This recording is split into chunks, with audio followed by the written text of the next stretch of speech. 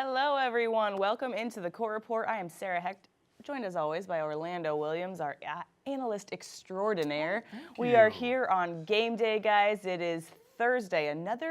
What seems like another big game. They just keep on rolling here for the Trailblazers to start this season. We are taking on the Dallas Mavericks tonight right here in the Moda Center. That game is on TNT tonight at 7:30 p.m. So you'll be listening to the TNT crew, not to our one and only Mike and Mike, but you can also listen on the radio on Fox Sports Radio 620. Wheels and Tone will have the call for you there. Nice.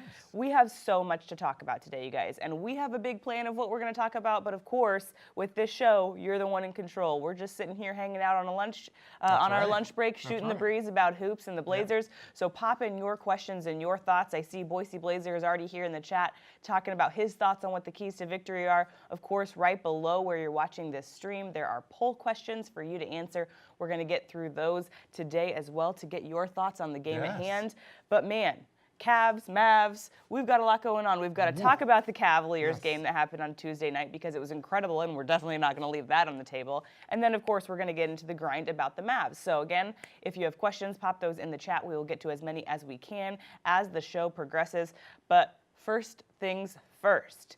Tuesday, Trailblazers cruise to absolute victory over the Cleveland Cavaliers. More than good. We weren't really quite sure what to think of what was going to happen on Tuesday. And people were kind of getting worried because we're sitting there having lost a couple that we probably should have had. Then to come out and play a team that, the Cavs had started to click. They really, they had played a good game before that, even after some struggles. Beat Chicago. Yep, absolutely. A good win there.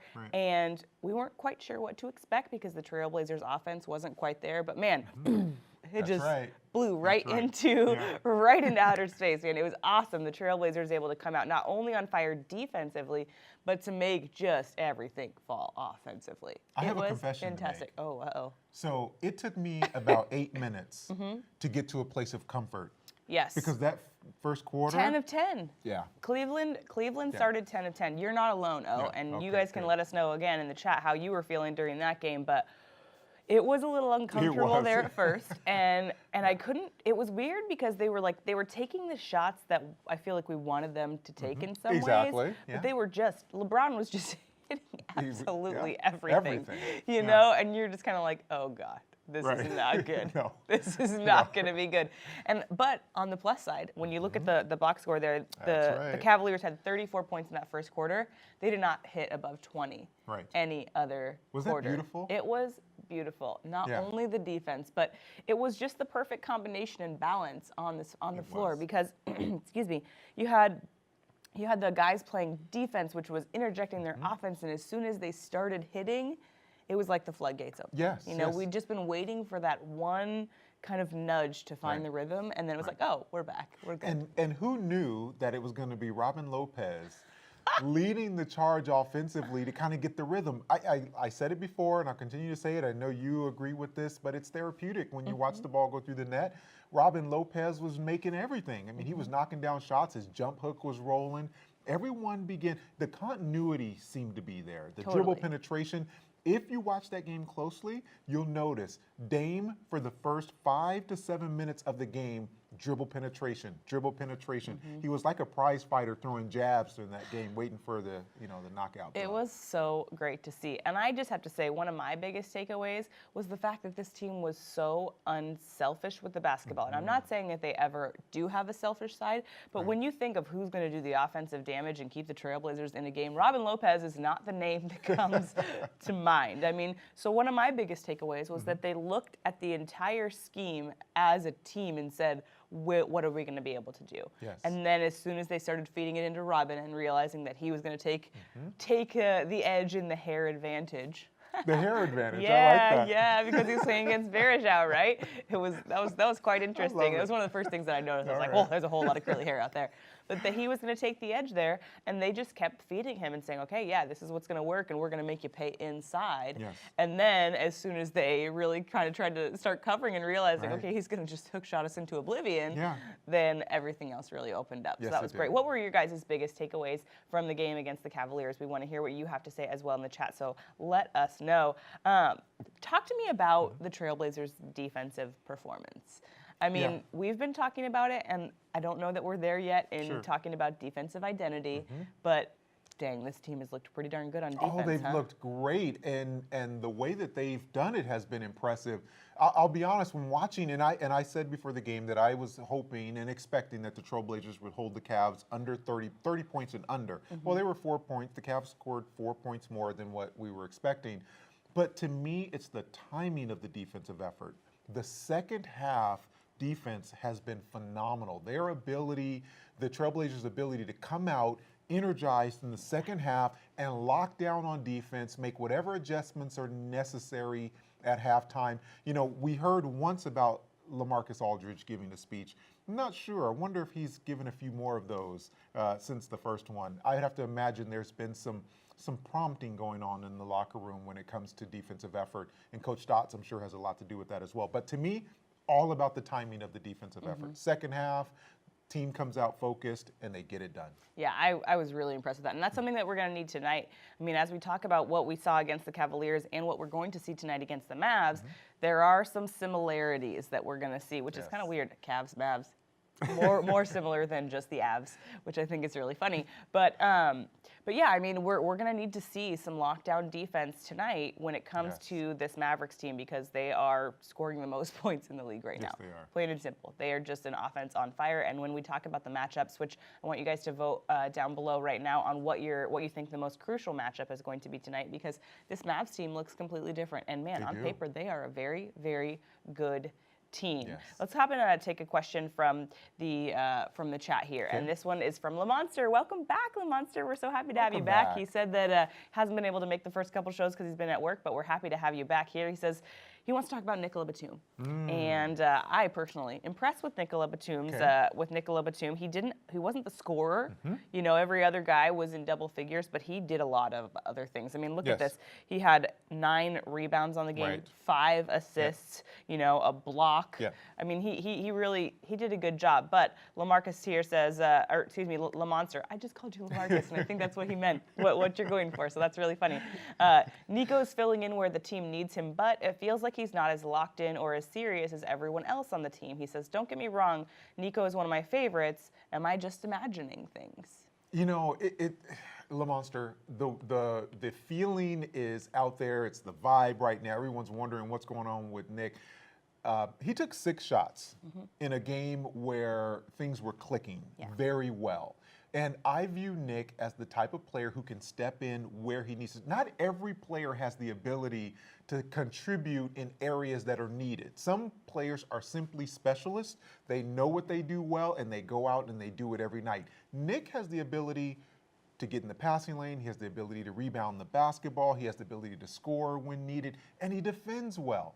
So all of those things, I think, contribute to him being just a significant asset. I'm not worried about Nick, because I guarantee you, in the near future, we're going to see a breakout game from Nick Batum, and everyone's going to say, that's the Nick Batum that we want to see all the time. When the reality is, the Nick that we need to see all the time is the utility Nick that gets it done. The glue Nick. I love exactly what you're saying. And I understand exactly where you're coming from, LaMonster, when you see this, because you maybe don't see him filling up the stat sheet or feel like he's kind of just out there, whatever it is. But when you look at what he does defensively, and you look, I mean, in the couple games where we struggled, I think that it was both of the losses, when the team wasn't feeling it offensively, he came out in that third quarter and then that fourth quarter and really was able to kind of give the team a boost there and keep them close. So when it comes to Nick, I feel like we have this idea built up based on the fact that he can put out those massive performances, but I don't think that he's lazy. I don't think that he's not into it. I don't think that he's not serious at all, because I can tell you,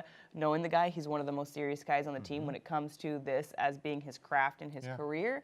But it's just one of those things where I think that we have built up this idea of him being this like superstar that's going to go out and fill it up every single night, when, just like you said, in all actuality, Nick's best role is wherever he's needed. That's right. I really like the way that you guys said that. And hey, welcome into the chat, John LaProfka. Oh, very Somebody's nice. got the day off. Big John LaProfka. Of course, he is the man in charge of all the replays that you see on the television broadcast. So shout out to Big John LaProfka.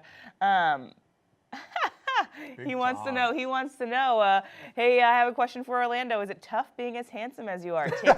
He said it takes him a lot of work, but it just seems so effortless for you. I would agree. John, I appreciate that. I appreciate that. That's awesome. Let's get to another question here in the chat. You guys, of course, run in the chat if you want. What are your thoughts from Cleveland? Let's keep talking about Cleveland a little bit, and then we'll shift into talking about the Mavericks tonight. But Pat Drayton, again, welcome back to the show. Pat, we've missed you as well. Happy to have you here. He says, Orlando, do you see Damian Lillard having another great game like he did on Tuesday versus the Cavs? And great point. Damian Lillard had a fantastic game against the Cavaliers. Yes. What do you credit it to? Well, it's good to see and hear that, the abdominal strain obviously had to have been feeling better. And if I had known that earlier, I would have contributed that, because you can imagine a person who shoots jump shots, the core strength that you need is really going to be impacted negatively by anything that's going on in the abdominal area. So clearly that was feeling better. And so to that point, Pat, I would say the matchup between Dame and Jameer Nelson is going to be in Dame's favor, just because of the sheer aggressiveness that I think Dame's going to bring to this game, the confidence that he's going to bring to this game. I mean, he just took down his primary rival in Kyrie Irving. What does that do for your confidence? The guy that beat him out for USA basketball. Yes. There's a lot of confidence going into this game. And the last thing that I'll say is this is going to be a high-scoring affair. And Dame, I would expect, will do well when there's a lot of FGAs, field goal attempts. Absolutely, absolutely. He broke whatever that kind of mini drought or wall or whatever it was. He definitely broke through that the other night, putting up 27 points. Let's look at the box score here. Shot a perfect 10 for 10 from the free throw line there. 5 of 10 from outside. Wow. A couple of them just absolutely perfect. 6 of 13 from the floor. Also dished out 7 assists and had 6 boards. Nice. I mean, that's a great performance. That's and an doing all-star performance. Doing that well, yeah, absolutely. And doing that while you're uncomfortable. I mean, towards the end of the game, you could see that he was definitely kind of gotten through some pain. Right. So there's got to be something internal, not only when you're playing against a guy that beat you out for Team USA and you want to show him. Granted, they're great friends off the floor. Kyrie and Damian are, but at the same time, he wanted to go out and own the matchup, and boy, did he own the matchup. Yes, He was fantastic. Yeah. And that really, I think, just helped with the flow of everything else. For you, what was the biggest difference in Dame? I mean, was it just the fact that shots were falling? To me, it's clear. There's not a lot of remedies out there that are better than the shot going through the basket when you're a shooter. I think that just solved the problem. I don't think there was anything else that was going on other than the fact that he made shots. I could contribute a little bit to the fact that he calls Kyrie friend. They are truly friends. I do believe that. But when you're on the court opposite your friend, it brings out a little extra. There's no question. Anytime I played against my friends, we could have been the best of buddies. But when I stepped out on the court, when I talked to you later after the game, I wanted to know that, yes. Exactly. You gotta have the bragging rights. There you go. That's You exactly gotta right. have the bragging rights. Absolutely, guys. We're gonna go ahead and take a quick break here before we transition into talking about the Mavericks. Go ahead and pile your questions in the chat here too. Vote during this quick break, because we're gonna start talking about the nitty-gritty of what the Trailblazers need to do against the highest scoring offense in the league currently. That, of course, being the Dallas Mavericks. We'll be right back after this quick break.